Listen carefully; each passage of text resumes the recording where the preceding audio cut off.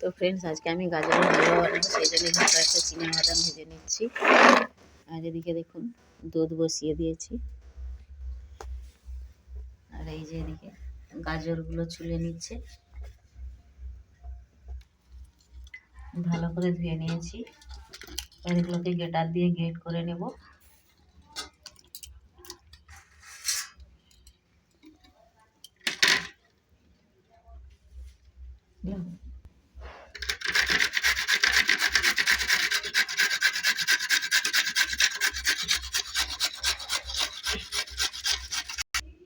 এই যে দেখুন, এভাবে একবারে ঝুরি করে কেটে নেব, যাতে এটা সুজির সঙ্গে ভালোভাবে মিশে যায়। এদিকে দুধটা দারুণ ফুটছে, এটা ঘরের গরুর দুধ, কত মোটা দেখুন।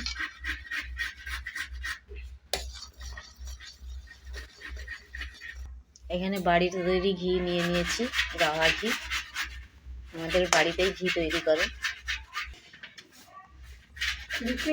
এই ঘিয়ের মধ্যে সুজিটাকে ভেজে নেব। এখানে 200 গ্রাম সুজির থেকে একটু কম নিয়েছি। গাওয়া ঘিয়ে এই সুজিটা ভেজে নিলে দারুণ একটা সেন্ট বেরোয়, টেস্টটাও দারুণ হয়। ঘিটাকে একটু লাল লাল করে ভেজে নেব।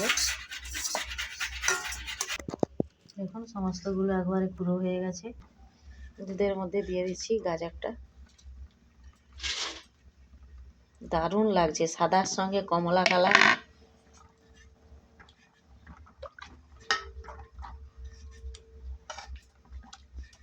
কার কার গাজরের হালুয়া খেতে ভালো লাগে অবশ্যই কমেন্টে জানাবেন। আমার তো দারুণই লাগে। এবছরের মধ্যে এই বানাচ্ছি, আগে বানিয়েছিলাম। দিয়ে দিচ্ছি ভেজে রাখা বাদামগুলো। চাইলে আপনারা কাজু, আমন্ড সব রকমের বাদামিও দিতে পারেন। আমার কাছে কাজুটা নেই, চিনাবাদামটা ছিল, সেটাই দিয়ে দিচ্ছি। সুজিটা ভাজা হয়ে গেছে, দিয়ে দিচ্ছি। সুজিটা না সঙ্গে সঙ্গে গুলে দিলে গুডলা হয়ে যাবে। দিয়ে দিচ্ছি একটা তেজপাতা আর 4টে এলাচ ছিঁড়ে।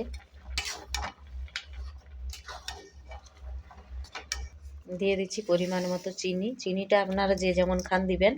সবশেষে দিয়ে দিচ্ছি স্বাদ মতো লবণ। লবণটা বেশি দেওয়া যাবে না, কারণ এটা মিষ্টি যেহেতু, এটাতে লবণ বেশি লাগবে না।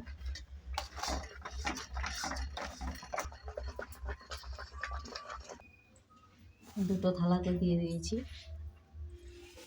200 গ্রাম গাজর আর 200 গ্রামের কম একটু 150 গ্রাম সুজি আর 1 কিলো দুধ। দুধটা যত দেবেন তত ভালো স্বাদ হবে।